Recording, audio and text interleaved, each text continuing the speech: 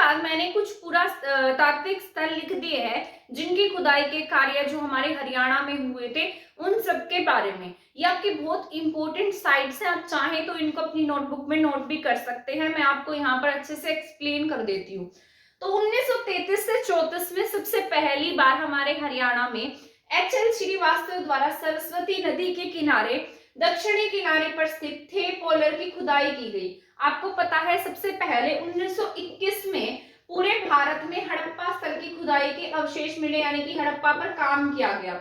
वैसे तो इससे पहले जब यहाँ पर जो डलहौजी के समय में ट्रेन बिछाई जा रही थी तब भी इसके थोड़े बहुत अवशेष देखने को मिले थे, पर इतना ध्यान नहीं दिया गया था।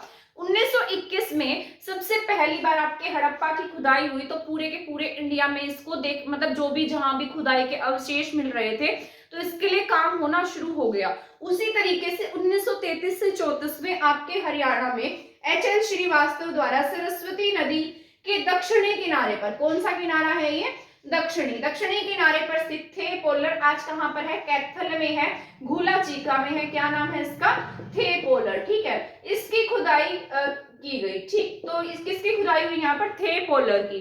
थे पोलर आज कहाँ है, आपके कैथल में है। यहाँ से क्या मिला है, अब जब इसकी खुदाई हुई तो यहाँ से बहुत सारे आहत सिक्के मिले।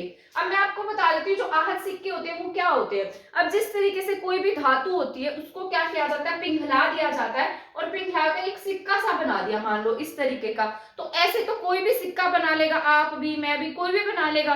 तो उस समय में क्या होता था, इस तरीके से किसी धातु को पिघलाया और ऐसे गोल सा शेप दे दी उसको। ठीक है, और बाद में जो राजा होता था, राजा के पास क्या होती थी, एक तरीके की मोहर होती थी। अब मान लीजिए उसके ऊपर चाहे बैल का निशान है, गाय का निशान है या कोई भी निशान है, तो इस तरीके से उसके ऊपर आहत दे दी जाती थी। तो क्या बन जाता था, वो सिक्का बन जाता था, जिसे क्या कहा जाता था, आहत सिक्के कहा जाता था।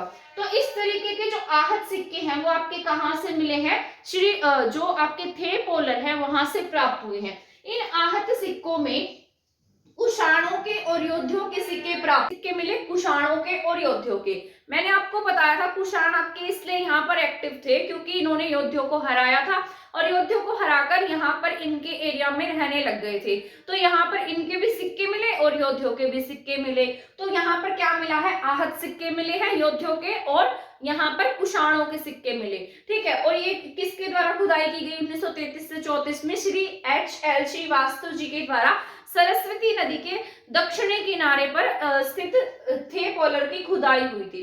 इसके बाद बात करते हैं हमारे हरियाणा में और कहां कहां पर कार्य किए गए। इसके बाद प्रोफेसर बी.बी. लाल के द्वारा कुरुक्षेत्र के अमीन, जैसे है अमीन जिसका नाम आज अभिमन्युपुर कर दिया गया है, क्योंकि ऐसा माना जाता था क्योंकि जब महाभारत का युद्ध हो रहा था तब 13वें दिन, महाभारत के 13वें दिन अभिमन्यु को चक्रव्यूह में फंसाकर क्या कर दिया, इनको मार दिया गया था। ठीक है, तो जो ये गांव था इसका नाम क्या था, पहले अमीन था, परंतु आज इस गांव का नाम अभिमन्यु के नाम पर है। अभिमन्यु अर्जुन का बेटा था। ठीक है, तो यहाँ पर इसकी अमीन के बारे में, अमीन की खुदाई की गई। इसके साथ साथ थानेसर की खुदाई हुई और पेहोवा की खुदाई की गई। यहाँ पर किसके द्वारा, प्रोफेसर बी.बी. लाल के द्वारा। और ये कुरुक्षेत्र मतलब कुरुक्षेत्र में पड़ते हैं ये जितने भी स्थान हैं।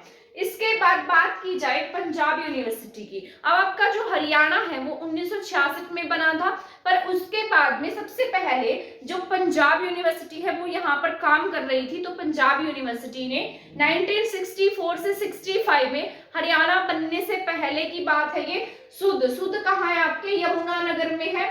तो यहाँ से कल मैंने आपको पढ़ाया था, यहाँ से अधूरा, यहाँ से आपके 12 खड़ी का भी लेख भी मिला है सुध में। ठीक है, तो यहाँ पर क्या हुआ, 1964 से 65 में सुध यमुनानगर में है और यहाँ की खुदाई के अवशेष मिले, यानी कि खुदाई की गई। किसके द्वारा, पंजाब यूनिवर्सिटी के द्वारा, क्योंकि उस समय में हमारे हरियाणा राज्य का गठन नहीं हुआ था, हरियाणा पंजाब का ही हिस्सा था, इसलिए इस पर पंजाब यूनिवर्सिटी काम कर रही थी। ठीक है, हरियाणा, अगर आपसे पूछा जाए कि बताइए ऐसी कौन सी साइट है जिस पर हरियाणा बनने से पहले ही काम कर दिया जा चुका था और बाद में दूसरी साइट्स पर काम किया गया, तो आप क्या टिक करेंगे, सुध टिक करेंगे। और ये किसके द्वारा किया गया, पंजाब यूनिवर्सिटी के द्वारा। इसके बाद पंजाब यूनिवर्सिटी ने हमारी 2 और साइट्स की खुदाई के कार्य किए। इसमें से एक थी आपके मीठाथल और एक थी आपके सीसवाल। आपको पता है सीसवाल सबसे पुरानी सभ्यता है, हड़प्पा से भी पुरानी है, लेकिन इसकी खुदाई का जो काम है वो 1970 1970 में हुआ। तो आपको याद रखना है सीसवाल की खुदाई का काम कब हुआ है, 1970 में। मीठाथल आपके सीसवाल से बहुत ज्यादा पुरानी नहीं है, यानी कि ये हम हड़प्पा की साइट कह सकते हैं मीठाथल को, और इसका कार्य कब होता है, 1968 में। तो आपको ये याद रखने हैं, दोनों अपोजिट है और इन दोनों के ऊपर काम किसने किया है, आपके पंजाब यूनिवर्सिटी ने ही काम किया है। ठीक है, पहले से ही इस पर काम चल रहा था, तो इस पर किसने काम किया, पंजाब यूनिवर्सिटी ने। तो सीसवाल पुरानी सभ्यता है, लेकिन इसकी खुदाई का काम कब हुआ, 1970 में हुआ है। मीठाथल आपकी हड़प्पा साइट है, इससे ज्यादा पुरानी नहीं है, और इस पर काम कब होता है, 1968 में हुआ है। पीयू मतलब पंजाब विश्वविद्यालय के द्वारा इसकी खुदाई का कार्य किया गया। इसके बाद बात करते हैं कुरुक्षेत्र विश्वविद्यालय की। इसके बाद तो आपका हरियाणा राज्य 1966 में बन ही गया था। तो 1970 के बाद आपके जितने भी यहाँ पर पुरातात्विक स्थलों की खुदाई की गई, वो या तो कुरुक्षेत्र विश्वविद्यालय के द्वारा की गई, या आपके भारतीय पुरातात्विक सर्वेक्षण विभाग के द्वारा, हरियाणा के विभाग के द्वारा यहाँ पर कार्य किए गए। ठीक है, तो यहाँ पर कुरुक्षेत्र विश्वविद्यालय द्वारा दौलतपुर कहाँ है, आपके कुरुक्षेत्र में ही है। राजा कर्ण का किला है, मिर्जापुर है, इनकी खुदाई कहाँ की गई, कुरुक्षेत्र विश्वविद्यालय के द्वारा। अब ये विश्वविद्यालय क्यों करते थे, क्योंकि यहीं पर अच्छे मतलब जैसे आपके हिस्ट्री के अध्यापक होते हैं, प्रोफेसर्स होते हैं जो रिसर्च करते हैं, तो इसलिए उन्होंने ही क्या किया है, यहाँ पर रिसर्च किया है। तो कुरुक्षेत्र के कौन से स्थानों की रिसर्च की गई, दौलतपुर की, राजा का कर्ण का किला, मिर्जापुर, और इन सभी स्थलों की खुदाई की गई। इसके साथ साथ कुरुक्षेत्र विश्वविद्यालय ने बालू कहाँ पर है, कैथल में है, इसकी भी खुदाई के कार्य किए। इसके बाद आता है एमडीयू के बाद में अब देखिए हाट और खोखराकोट कहाँ है, आपके रोहतक में ही है। खोखराकोट आपको पता है, और रोहतक में होने के साथ आपके जो खुदाई का कार्य है वो भी यहाँ की आसपास की यूनिवर्सिटी के द्वारा किया गया, जिसका क्या नाम है, एमडीयू है। तो एमडीयू ने खोखराकोट और यहाँ पर हाट जींद की खुदाई के कार्य किए हैं। तो आपको याद रखने हैं, सबसे पहले हमने पढ़ा है 1933 से 34 में श्री एल श्रीवास्तव जी के द्वारा सरस्वती नदी के किनारे थे पोलर की खुदाई के कार्य हुए, जिसमें से कुछ आहत सिक्के मिले, और यहाँ पर कुषाणों के और योद्धियों के सिक्के भी हमें प्राप्त हुए।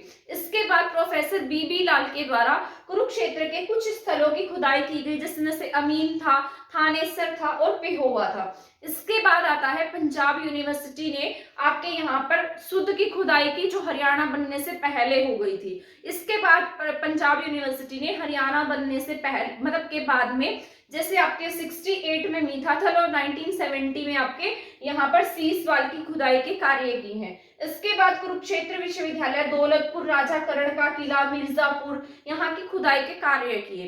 इसके बाद बात कर लेते हैं एमडीयू यूनिवर्सिटी की। एमडीयू के द्वारा आपके हाट जींद और इसके साथ साथ खोखराकोट, रोहतक की खुदाई के कार्य किए गए। इसके बाद कुछ 2-4 पॉइंट्स और रह गए थे, वो भी हम पढ़ लेते हैं। जैसे हरियाणा पुरातत्व सर्वेक्षण विभाग, जो आपके हरियाणा का जो एएसआई विभाग था, आर्कियोलॉजिकल सर्वे ऑफ हरियाणा की बात हो रही है, इसने 1974 से 75 में बनावली के ऊपर काम किया, बनावली की खुदाई के कार्य की। आपको याद रखना है बनावली पर काम किसने किया है, हरियाणा पुरातत्व सर्वेक्षण विभाग में।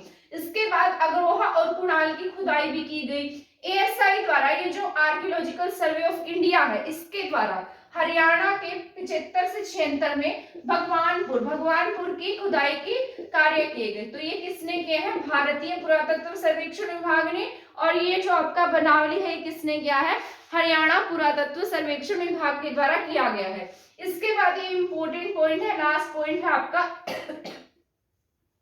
जो 1975 है और 76 है, इसमें काशी तल के उत्खनन मतलब खुदाई के कार्य हुए थे। और ऐसा कहा गया था, एक आदमी थे जिनका नाम था सिलकराम फोगाट का मानना था कि जो काशी तल है, यानी कि जो काशी है वो कहाँ थी, एक समय में हमारे हरियाणा में थी। ऐसा नहीं था कि वो वाली काशी ही हमारे यहाँ थी। जो हमारा हरियाणा है उसे क्या कहा जाता था, काशी कहा जाता था। जैसे उस स्थान का नाम काशी है, उसी तरीके से हमारा जो हरियाणा है वो क्या था, एक समय में काशी था। तो काशी तल की खुदाई के जो काम है वो कब हुए हैं, 1975 से 76 में हुए हैं। आपको पता है वैसे भी आज हमारे जो हरियाणा की जो काशी है वो भिवानी कही जाती है, मंदिरों की अधिकता के कारण कैथल को भी छोटी काशी कहा जाता है।